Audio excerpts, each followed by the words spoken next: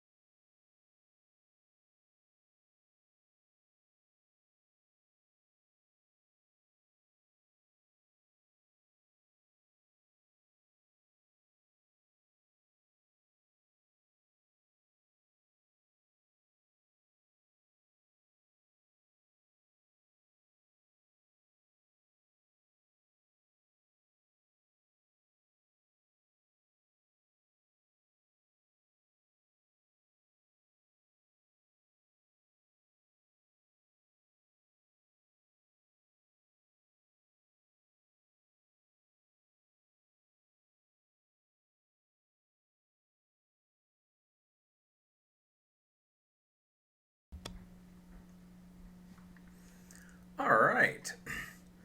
So I think everyone has their answer in, but if you don't, now's your very last chance with a quick pause here for the delay. So it's hopefully fairly straightforward, at least if you remembered what was going on. Okay, so we're going to stop. Cool. So the main relationship to remember with waves of this sort is that since we have sort of oscillations going both in time and in space, they're connected basically via whatever that velocity is of the wave. And for light, it's always going at a constant speed. So that meant those two things were always sort of intricately related. For any generic wave, though, it's just related to however fast the wave is actually traveling.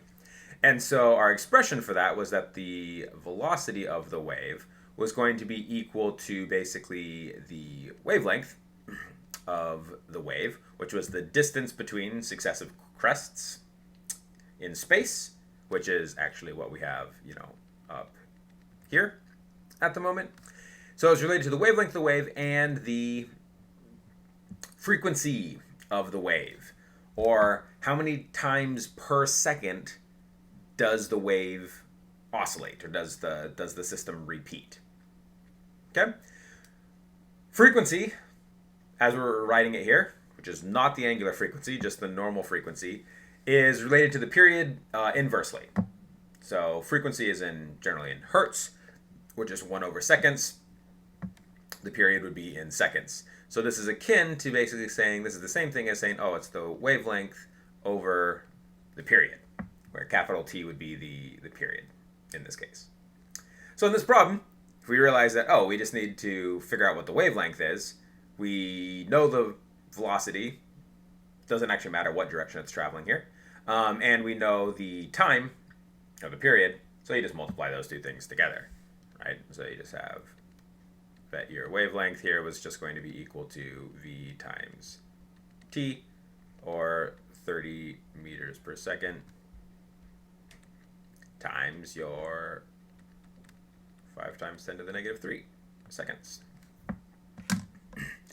If you ever forget exactly how this sort of relationship works with these, you can always just figure it out from units, from these sorts of things. Just make sure that however you're multiplying or dividing the units, they're actually getting you, the correct units in the end. There's no like extra fancy constants or anything with this little relationship that you need to sort of be keeping track of.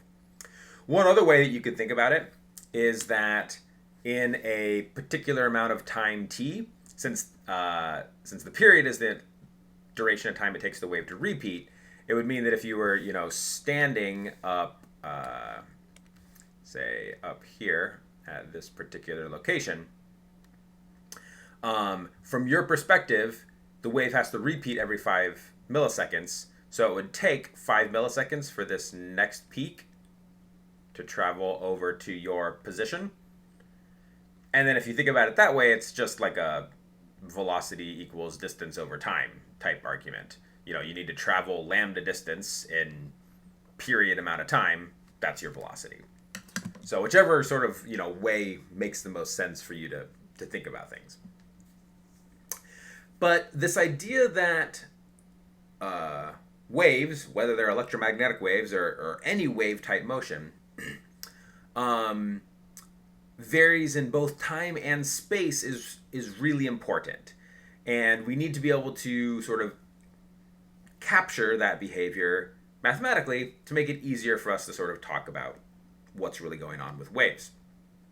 And probably the easiest way I think to sort of think about it is to imagine that if you were to hold either thing constant, you would still get some sort of oscillation in the other. So if I was to hold the time constant, which would kind of be akin to, you can imagine if you were to take a snapshot, so you just had one picture at one point in time, you would still see oscillating wave like we do here in this picture with like x versus amplitude or something like that.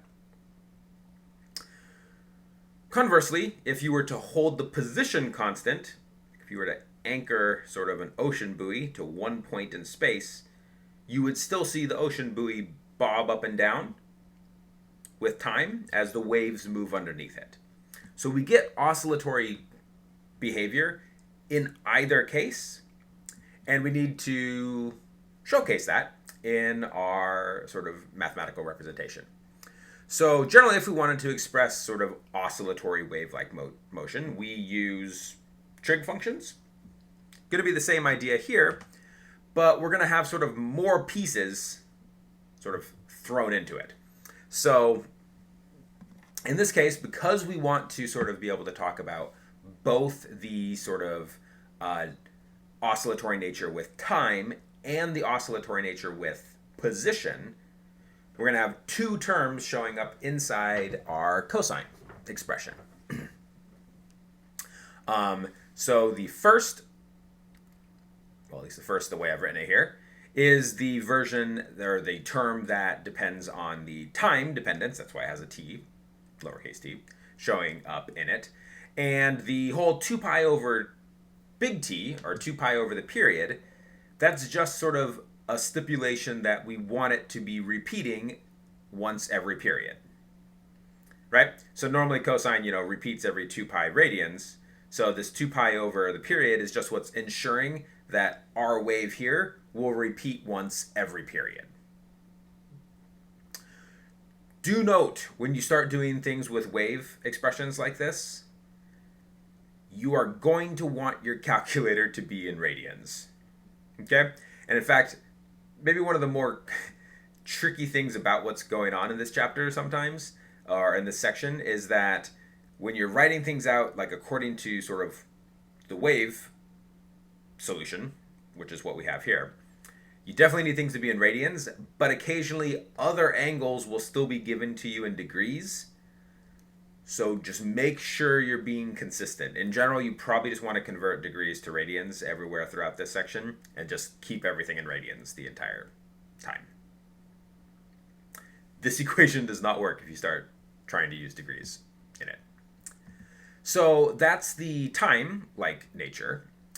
And then over here, we have the spatial type nature. So you can imagine that if the time was held constant, like if we set lowercase t to be equal to 0, for instance, this would be the only contribution to our sort of wave solution here. And it also should repeat every wavelength. So again, we get something that looks really similar to what we had over here, where we have this 2 pi over the wavelength to guarantee that in the spatial dimension, we repeat every wavelength as x goes on. Now, two particular, things that we have going on here that are definitely worth paying attention to. One, we got a minus sign here, and two, we have an x here.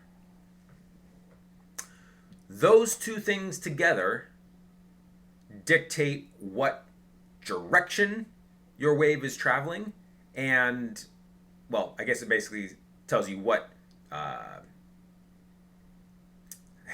both things, I guess. It tells you the direction the wave is traveling, both in terms of sort of spatially, which direction is it moving? Is it moving in the x direction? Is it moving in the y direction? Is it moving in the z direction? Any of those things. And is it moving, in the increasing x direction or in the decreasing x direction? In the increasing y direction or in the decreasing y direction? Okay? So whatever variable is there, x, y, or z, x, y, or z, that basically tells you what, dimension your wave is traveling in. So in this case, we have a wave that's changing in the x direction. And then the sign of what we have here is what dictates whether it's moving in the positive x direction or in the negative x direction. And this ends up being inversely related kind of to how people would normally think about them working out. And this is largely just a sort of a product of how the sort of expression works and how the math works in the background. But if you want to envision a wave that you would normally envision as moving to the right,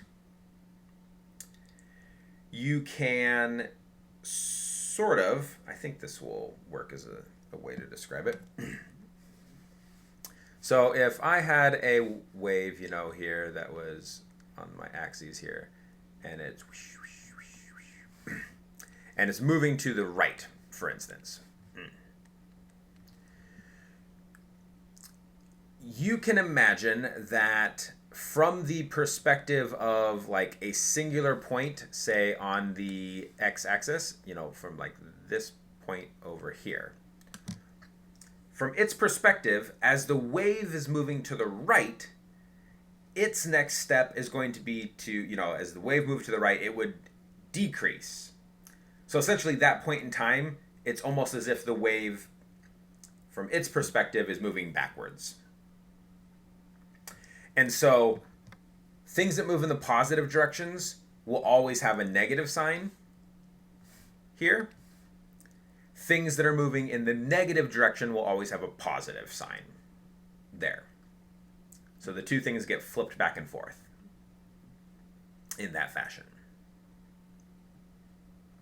Now, this is probably in general like the easiest, or sort of what I want to say, the most straightforward way to write out the expression for any general wave. This works for, I wrote it here with like E's for like electric fields, but this works for, absolutely any wave that you want to describe, electromagnetic waves or non-electromagnetic waves.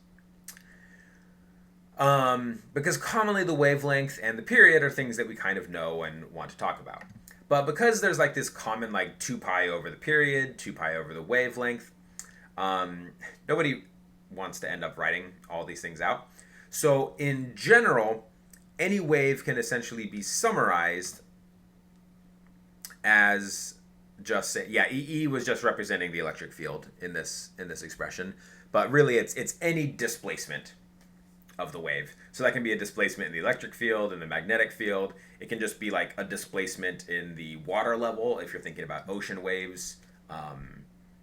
It's just any displacement from like an equilibrium position.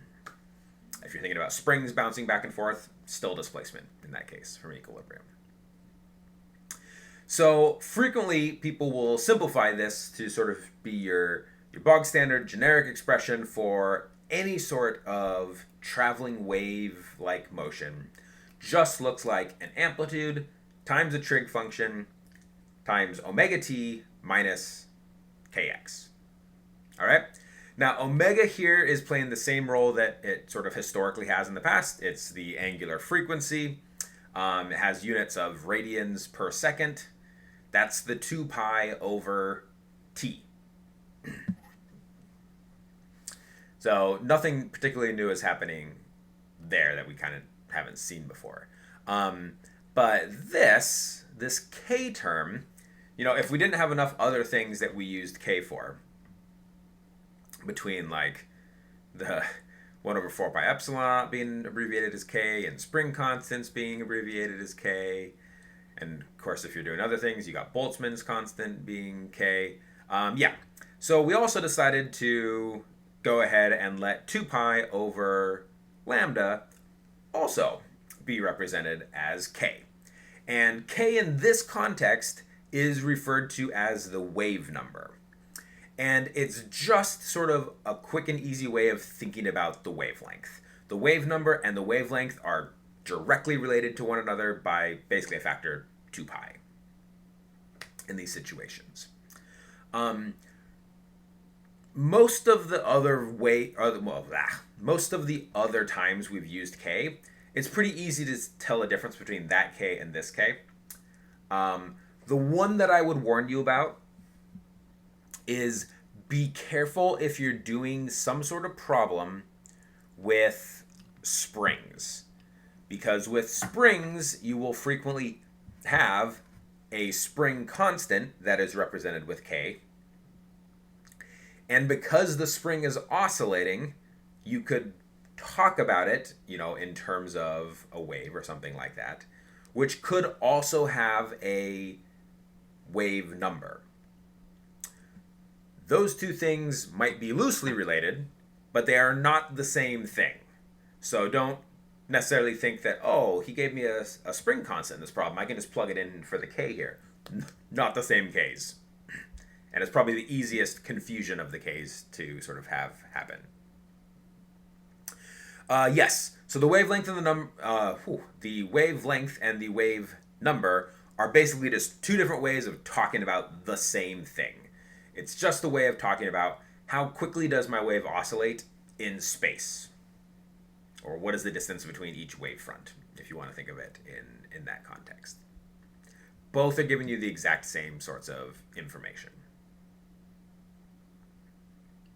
Okay, so just to sort of give ourselves some experience being able to take an expression that's given to us for a wave and try to build up at least a little bit of some sort of like intuitive understanding of, what does this wave look like? How is it moving? Those sorts of things. Thought we'd walk through sort of a quick example here just to make sure those ideas are making sense, sinking in with people. So, say for instance, we are just told that, hey, here is an expression for some sort of wave-like motion. It looks something like this. So we got like 100 times cosine times 20t plus 0.5 z. What can you figure out from it? Describe as much as you can about what is happening with the wave in question. Okay? So, if I was to do this is basically sort of the approach that I would probably take. First off, looking at the very first term here, that 100, we know that that is the amplitude of our wave, which is basically how, above or below equilibrium the wave gets. So it's how, it's the height of your wave, so to speak. And again, amplitude is the height from equilibrium up to the peak or down to the trough. Either direction works. So that gives us, how up and down our wave essentially is going to be. Other parts we can get before we even need to calculate anything. We have a plus sign here and we have a z here. Z is telling us that this whole wave thing is moving in the z direction, and the plus sign telling us that it's actually moving in the negative z direction. So from those two bits, we get moving in negative z direction. So we know what direction it's moving. And then the other parts are just a question of us sort of figuring out, well, what's the period, if we want to know what the period of the wave is, what's the wavelength of the wave. And then actually, if we know both those two things, we can figure out how fast is the wave moving. Remember, this wasn't guaranteed to be an electromagnetic wave. If it was, we know it's moving at the speed of light. But we wouldn't be guaranteed that in this case. And so, it's worth actually figuring out. So remember that the 20 here is equal to omega, which is equal to 2 pi over the period. So we could therefore say, 2 pi over the period equals 20. And therefore what? The period is going to be equal to, so the period equals 2 pi over 20, or pi over 10, or I guess that would be 0.314. Period is in seconds. If I can squeeze it in on the edge of the screen there. And then we basically do something similar with the wave number. Over here. So our wave number, k, we know is equal to 2 pi over lambda. K in this sense is being 0.5. So we could say, so 1/2 equals 2 pi over lambda.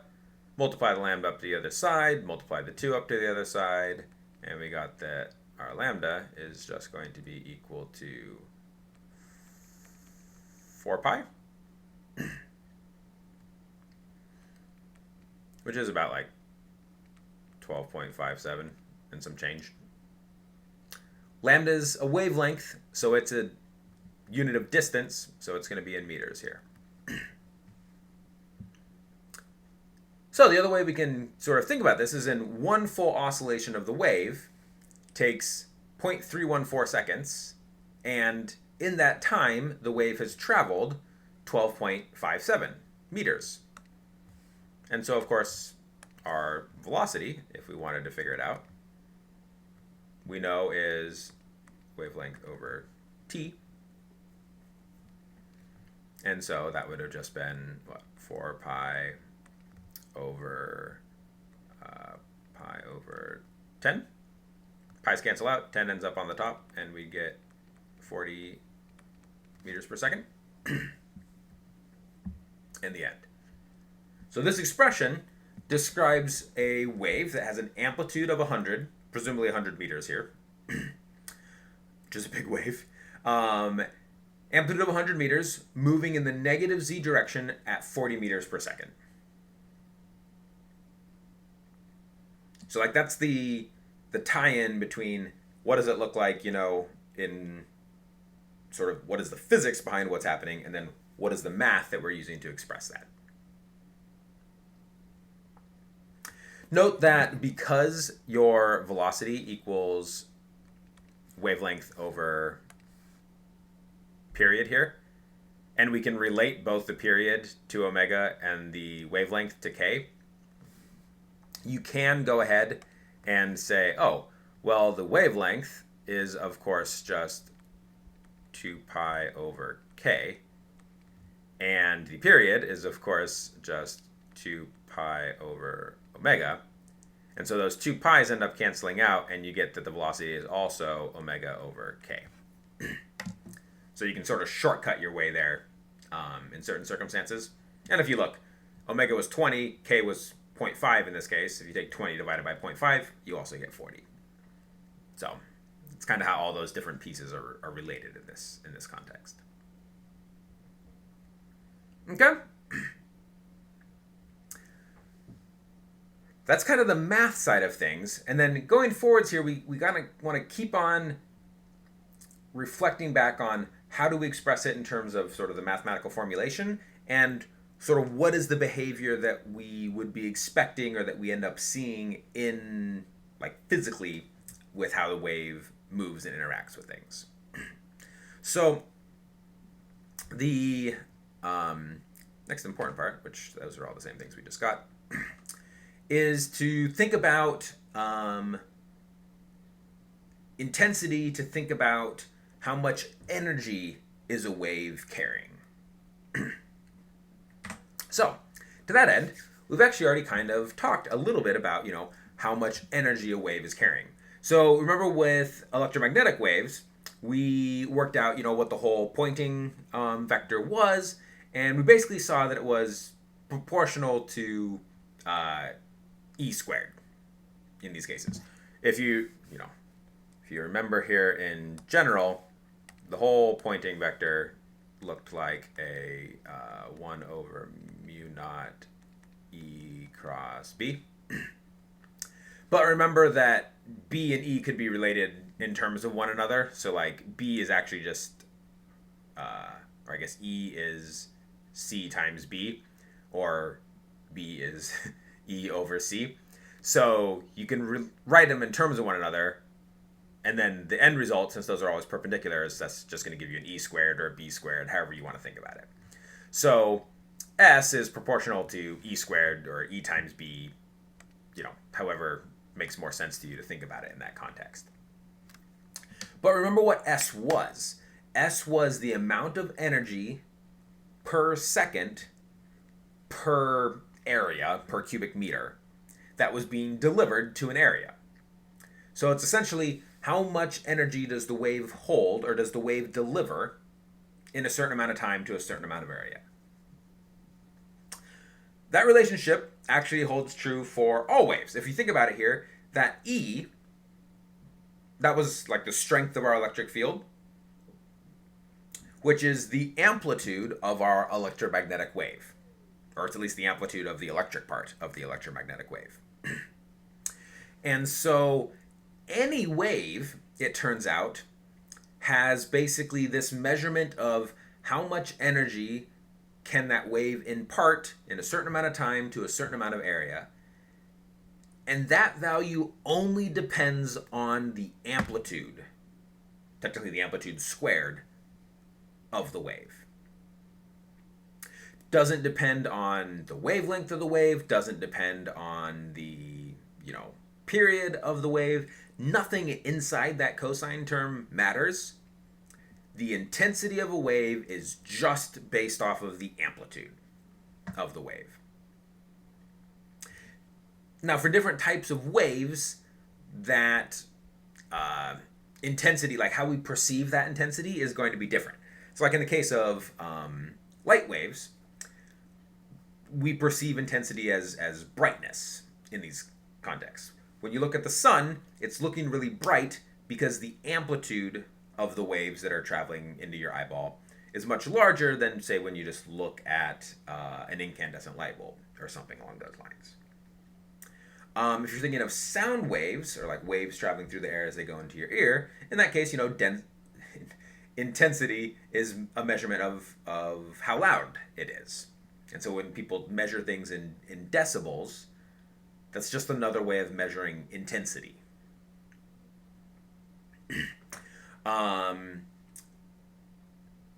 Those are probably the two big ones that kind of have easy ways for us to kind of think about how we perceive them.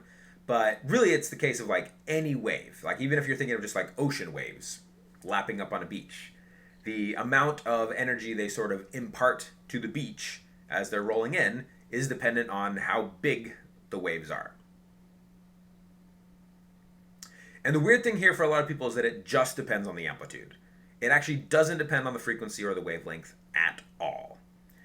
Which, to some people, is like, well, but if the period is a lot faster, like if my wave's jiggling up and down a lot more, it feels like it should be, carrying more energy along with it. And you just need to remember that frequency and that wavelength is also connected to how fast the wave is traveling.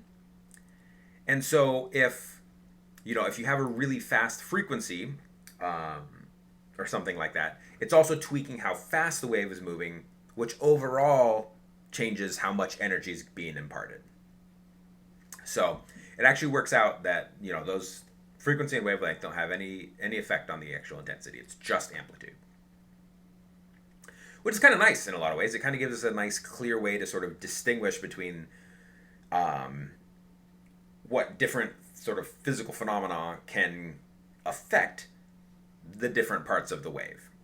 If it's, adding energy to the wave in some way, or adding intensity to the actual wave front, it's adjusting the amplitude. And keep in mind, for that same reason, intensity has the same units as the Poynting vector did. So it's still measured in, energy per second per area. Energy per second is commonly just referred to as a watt.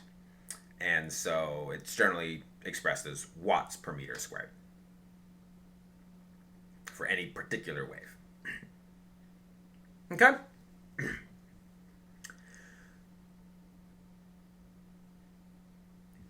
Yes. Excellent question then here about what's going on with different types of light sort of bringing along more energy.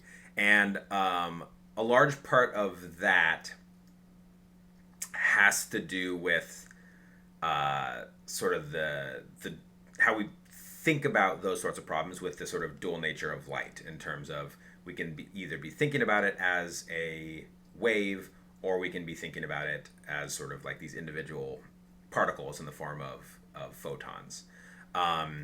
And so probably the easiest way to think about it when you're thinking about like when you're thinking about it in terms of gamma waves or that sort of thing, is that in those situations, you're actually looking more at sort of an intensity per kind of like wavelength in those sorts of, like you're breaking it up into individual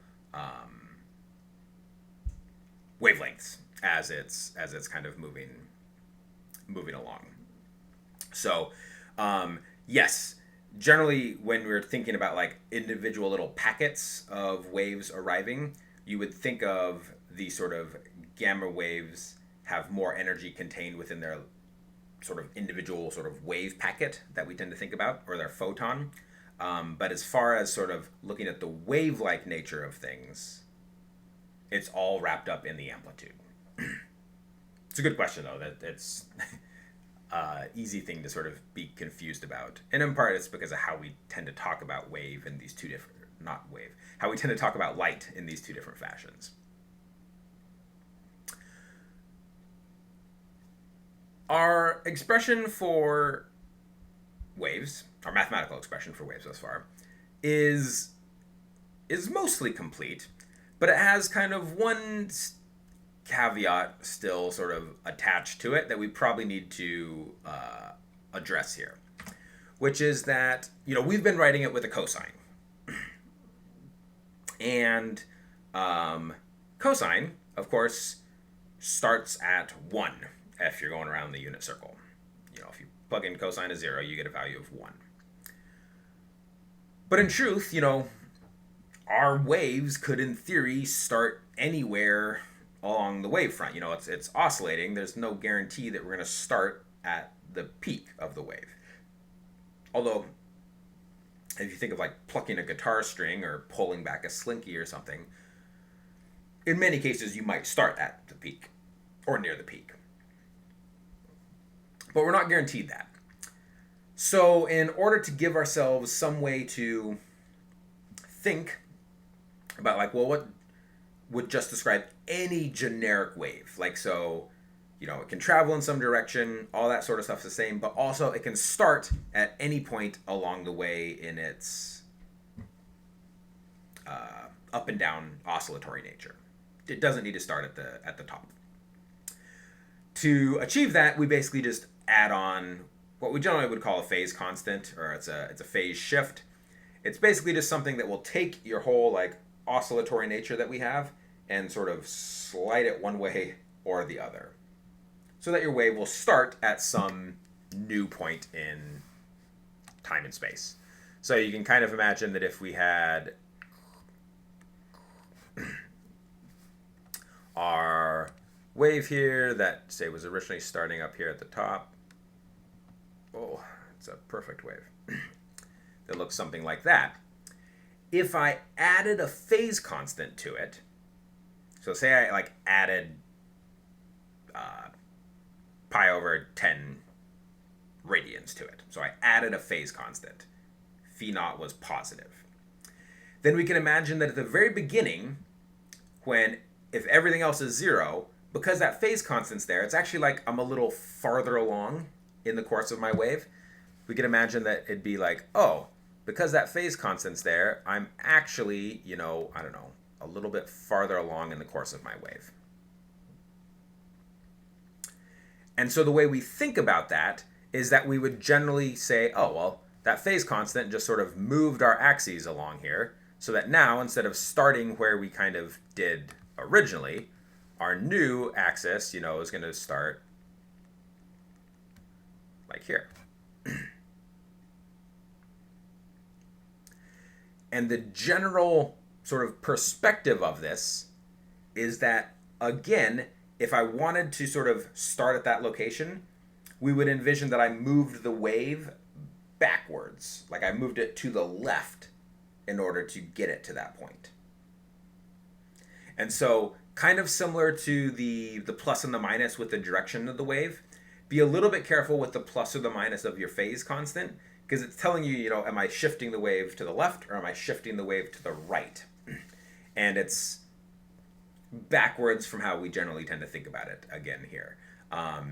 In this case, a positive phase constant would look like you shifted the wave to the left, even though you're sort of starting it farther along in its path.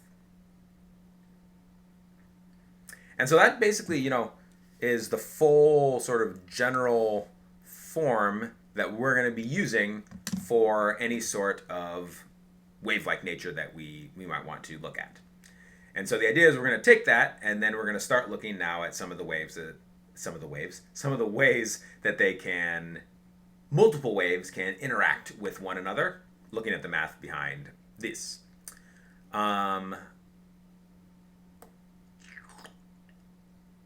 55. Yeah, I think I'm going to skip this understanding check so that we can talk some about this. And then if we have time at the end, we can come back to it. So let's talk about how waves can interact. So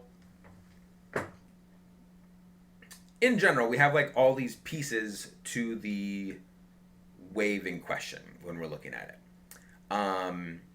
Like we have what direction it's, traveling, what direction the amplitude might be in. It can have different phases now. It can have different wavelengths, those sorts of things. So if we're just thinking about light, we can kind of break those up into their individual pieces. So generally, if you hear the term like unpolarized light, it basically just means that your the electric field from your electromagnetic radiation is basically pointing it in all different directions.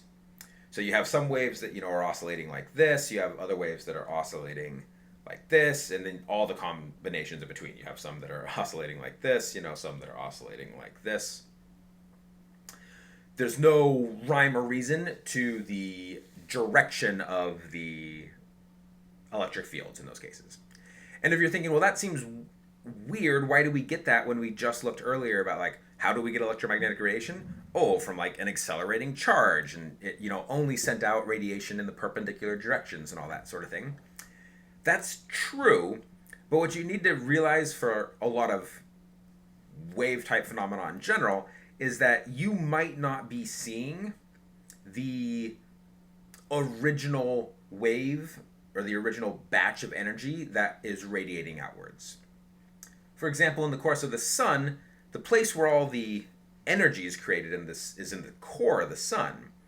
But then all those waves, radiate outwards. They get absorbed by other things and then re-radiated, or they bounce off other things and get, turned around in that nature. So that by the time it's actually leaving the surface of the sun, you have like this giant hodgepodge of fields pointing in all different directions. That's quite common for light, actually, because it bounces off things, gets jumbled around, absorbed, re-emitted, all those sorts of things.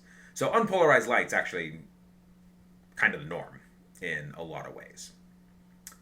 So that kind of just directs, what direction is the field going? Then you have, this idea of the phase. Did this particular wave start at the same point as this other particular wave, or did they start at different points in their path? If they start at different points in their path, we generally call them incoherent in those situations. And then lastly, you have this whole, idea of wavelength or frequency. What's the distance between successive fronts of the wave? And if you have a wave that's, or if you have a light or something like that that has a bunch of different wavelengths sort of comprising it, we generally would call that chromatic in these sorts of cases. So lots of different ways that we can have different types of waves, and it makes it really tough to start, talking about specific examples of, what happens when these sorts of things interact. So when it comes to sort of trying to understand our interactions, we're going to vastly simplify things initially. We're going to basically say, let's just get rid of all those different variables that we could have going on. Unpolarized? No. We're just going to think of like polarized light that has all of the electric fields going in the same direction. So say all the electric fields are going up and down. So one wave has the electric field going up and down. This other wave has the electric field going up and down. Also, we're going to force them to be coherent so that they both started at the same point in their wave. So instead of like this one, starting up and then moving down, and this one starting down and moving up or something like this, no, they're both synchronized basically in this situation. They both started their wave at the exact same point in time. And we're going to make them be monochromatic light, or in other words, that they both have the same wavelength, so that they're perfectly synchronized in this context. Generally, the easiest way of thinking about what would polarized, coherent, monochromatic light look like is to think about like laser light. Lasers are generally built to get you some sort of monochromatic, coherent beam, and then generally in the course of sort of doing the lasing and creating the laser, you also control the polarization of it in some way, shape, or form. So we're taking sort of the simplest option just so we can sort of understand the basics of what's happening when these things interact. And then, of course, you can always, extrapolate it back to the more complicated situations. The important part for us, though, is that waves, like pretty much most other things we've seen this introductory physics year, they follow superposition, so that all we have to do to understand how waves interact is to just figure out how they add together or subtract in those situations. If you got two waves that are superimposed on top of one another and you're going to add them, or you want to know how they interact just via superposition. They add together. So, therefore, we get this very interesting situation in the form of, let's just actually envision that real quick before we look at the more complicated picture. So if I had here my axis,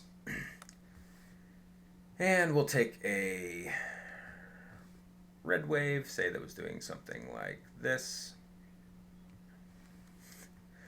and we will take a blue wave that, started somewhere else in its pattern.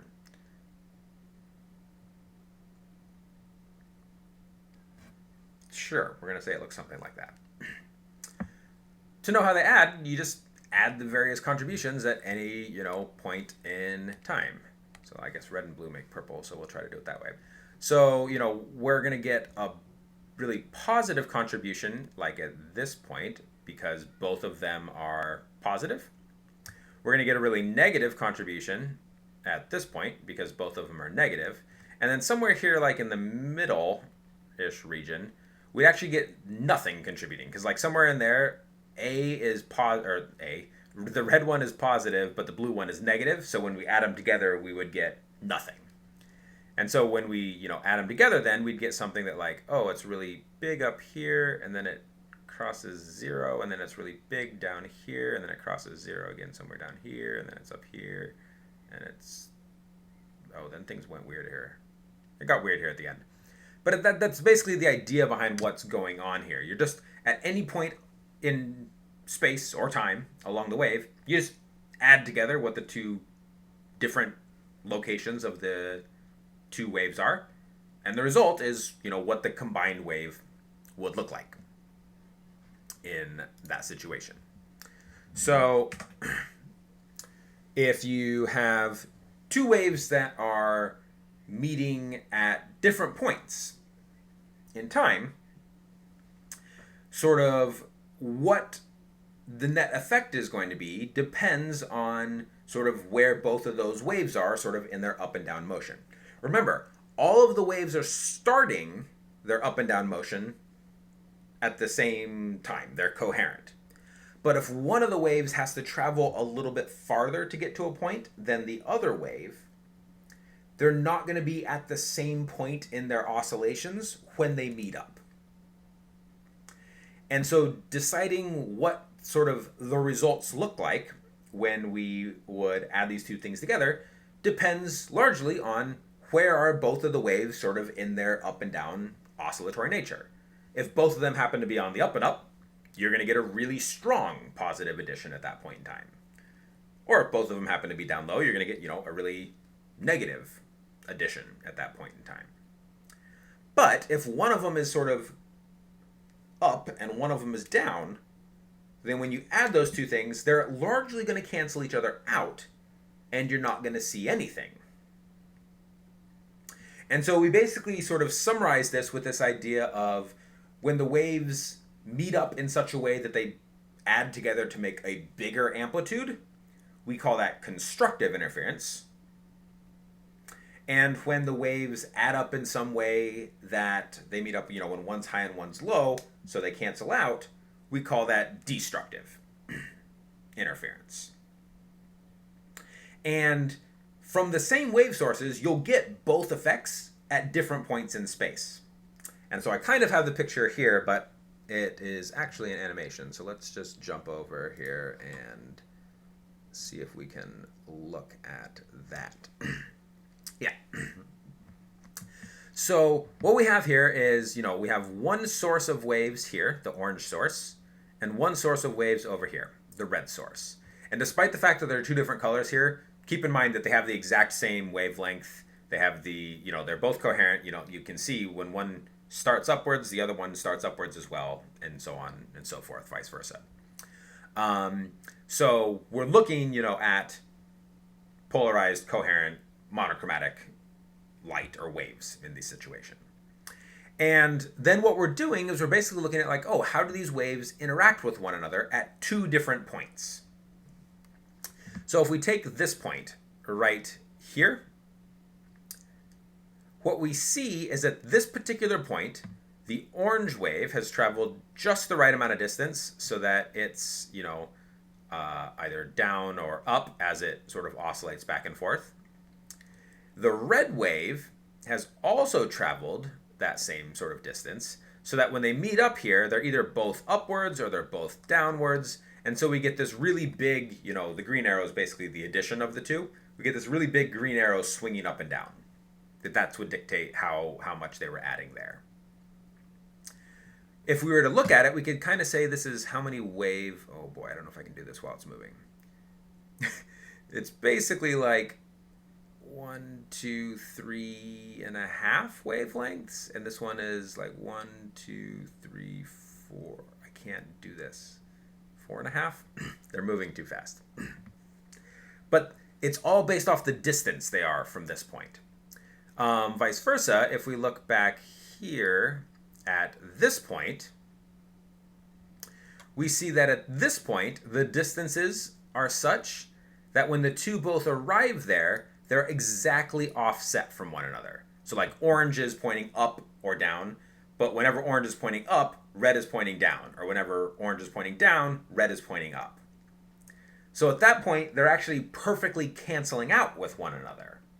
And so we'd get basically no big amplitude change there. We would just see basically like a flat spot, a zero spot at that point in time. And so the idea of figuring out, well, when or where are we going to see constructive interference or where are we going to see destructive interference is all about what is the difference in how far both of the waves have traveled to get to that location. Okay? And I think that's where I'm going to leave things today. We didn't quite get as far as I wanted, so I might need to tweak up the web work just a touch. But we can easily talk about the rest on Wednesday of this week. So that's where I'm going to leave things. That should set you up pretty well for lab this week. It's mostly playing around with these sorts of ideas, as well as a little bit of reflection that we didn't talk about today. But it's pretty just hands-on, so you should be good to go for it. And on Wednesday, we'll continue talking about interference and interference patterns and those sorts of things we can get. And then on Friday, we'll talk about, how it moves through different types of material. Because everything here, you can imagine we've just been envisioning it in a vacuum, basically. Okay? All right, all. I will see you on Wednesday then, as per usual. If you have any questions on anything or you're getting stuck on anything, please feel free to let me know, either via email or CampusWire. Any is good. And otherwise, until then, have a good week. Maybe we'll get some sunshine. Stay safe, stay healthy. Take care.